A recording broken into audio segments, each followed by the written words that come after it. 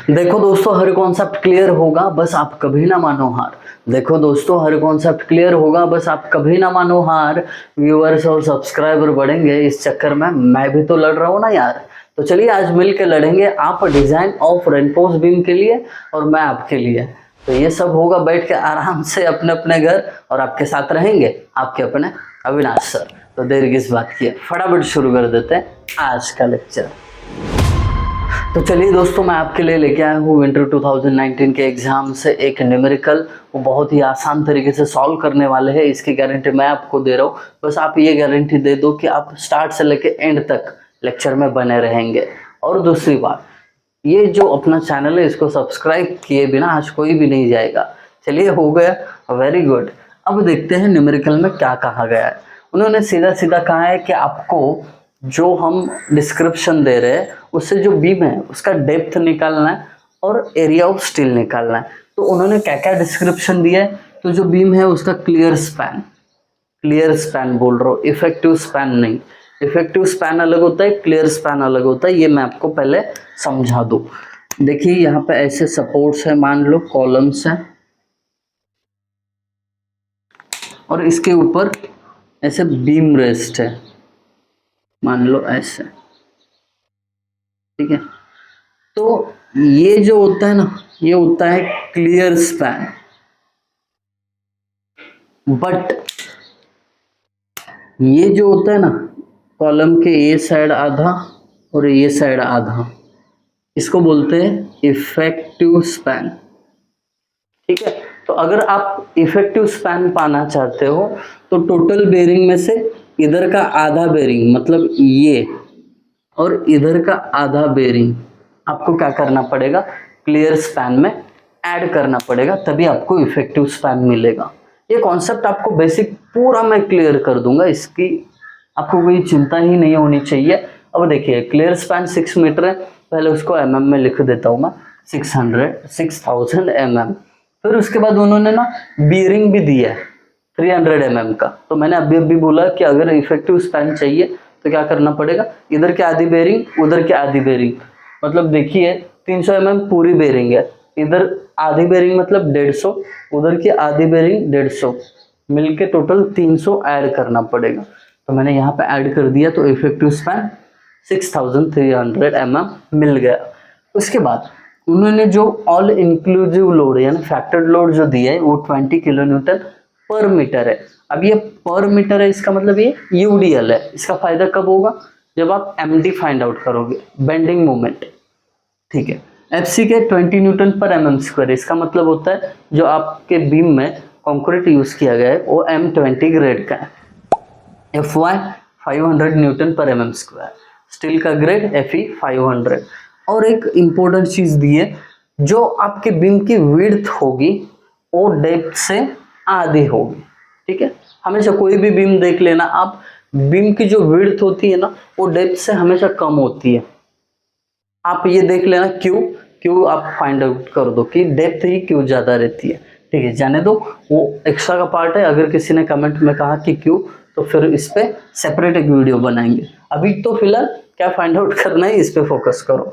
Find out करना है depth of beam, और उसके साथ साथ AST भी फाइंड आउट करना पड़ता है। डिजाइन का मतलब दोनों निकलना पड़ता है, ठीक है। अब आते हैं सॉल्यूशन पे। सबसे पहले क्या करना पड़ेगा हमें, स्टेप 1 MU लिमिट को फाइंड आउट करना पड़ेगा। MU लिमिट, अब ये MU लिमिट यानी मैक्सिमम बेंडिंग मोमेंट एक ग्रेड के लिए, स्टील ग्रेड के लिए कितना होना चाहिए ये निकालना है।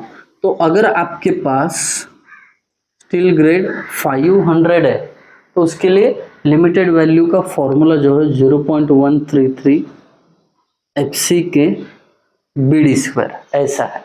तो वैल्यू पुट करो, तो 0.133 FCK की जगह 20, B की जगह क्या पुट करोगे, 1/2D, यानी 1/2 मतलब क्या, 0.5D, ये B की वैल्यू हो गई, ठीक है। इसको मैं लिख सकता हूँ ना आधा D, ऐसे भी लिख सकता हूँ। तो मैंने यहाँ पे लिखा, फिर उसके बाद इंटू डी स्क्वायर है, अब ये डी स्क्वायर और एक डी मिलके क्या हो जाएगा, डी क्यूब हो जाएगा। डन। तो यहाँ पे आपने ये चीज खत्म कर दी। अब क्या करते हैं, थोड़ा सा ये जो कॉन्स्टेंट्स है ना, इनको एक साथ लिख देते हैं ना। चलिए थोड़ा मल्टीप्लिकेशन कर लेते हैं, इजी होगा। 0.133 इंटू 20 इंटू 0.5, ये आ गया 1.33। ठीक है, 1.33 डी क्यूब। एमयू लिमिट कितना मिला, 1.33 डी क्यूब। डन। अब इसके बाद क्या है, स्टेप नंबर 2, जिसमें इक्वेट करना है आपको। क्या इक्वेट करना है, इक्वेट एम डी, नहीं तो ऐसा भी लिख सकते हो, M U limit and M D. चलिए अब एमयू लिमिट तो पता है, क्या करना है आपको, इक्वेट करना मतलब क्या है ये समझाता हूँ पहले। M U limit is equal to M D, equate करना मतलब ये होता है। अब एमयू लिमिट की वैल्यू कितनी है, 1.33 D cube is equal to M D, मतलब बेंडिंग मोमेंट ऑफ ये बीम जो है ना, इस पे यूडीएल है पूरा का पूरा, और उसका यूडीएल का बेंडिंग मोमेंट कैसे निकालते हैं, W U L square upon 8। अभी क्या करना है, बस वैल्यूज पुट करना है।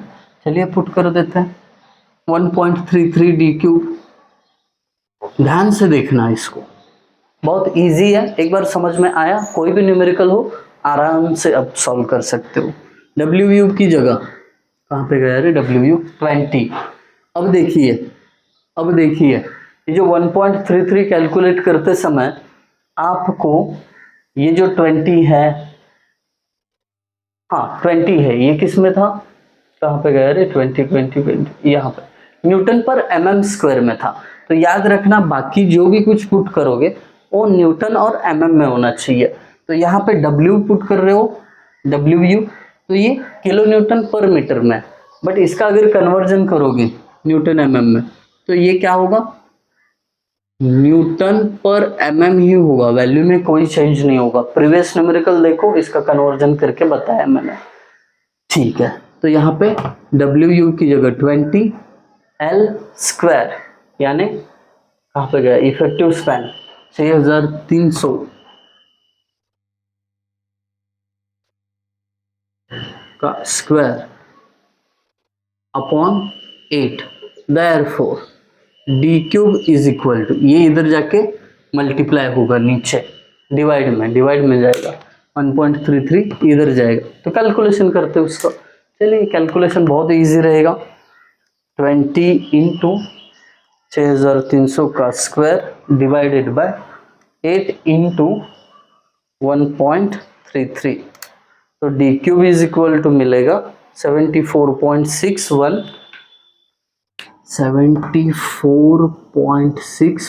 इंटू 10⁻⁶। बाप रे बाप, डी क्यूब का वैल्यू है। अब हमें क्या करना है, therefore D is equal to क्या होगा, दोनों साइड का क्यूब रूट लेना है। तो कैसे लेते हैं क्यूब रूट, बहुत सारे बच्चों को पता नहीं रहता है, बता देता हूँ। 10⁻⁶ ऐसा ब्रैकेट में लिखो, और यहाँ पे सिंपली ना 1/3 ऐसे लिखो, मिल जाएगा आंसर। चलिए 74.61 into 10⁻⁶, bracket close, raise to 1/3, 420.98 कितना मिला, therefore D is equal to 420.98 mm। इसको अप्रोक्सीमेटली कुछ तो करो, ये पॉइंट में लिखना सही नहीं दिख रहा है, तो इसको क्या करेंगे 425 mm कर देते हैं। अब ये हो गया क्या, इफेक्टिव स्पैन, इफेक्टिव डेप्थ। अब ओवरऑल डेप्थ के लिए क्या करना पड़ेगा, कवर अज्यूम करके वहां पे पुट करना पड़ेगा। Assume cover D dash is equal to 30 to 35 में कोई भी वैल्यू चूज करो, मैंने 30 ले लिया, यहाँ पे फ्रीडम है। Therefore overall depth D is equal to क्या होता है, डी प्लस डी डैश। तो यहाँ पे डी कितना 425 प्लस ये 30 देयरफॉर ओवरऑल डेप्थ 455 mm इतना मिल गया। That's it. अब क्या बचा, अब लास्ट स्टेप करने से पहले ये डायग्राम हटा देता हूं। ठीक है, लास्ट स्टेप में क्या करना है, हमें area of steel find out करना है। बहुत इजी होगा ये। ठीक है, रेड पेन से यहाँ पे लिखता हूँ। स्टेप 3 में AST निकालना है। AST बड़ा ही मजेदार क्वेश्चन था, आपको 6 मार्क्स पूरे के पूरे देके जाएगा। ये देखो, AST is equal to PT limit into B into D upon 100। ठीक है, ये फॉर्मूला है। ये प्रीवियस न्यूमेरिकल में क्या हुआ था, उन्होंने क्वेश्चन में ही बोला था कि बैलेंस सेक्शन है, तो बैलेंस सेक्शन के लिए हमने वो अलग फॉर्मूला यूज किया था। तो प्रीवियस सम देखना भूलना मत, बैलेंस सेक्शन मेंशन नहीं किया तो डायरेक्टली आप ये AST का फॉर्मूला यूज कर सकते हो।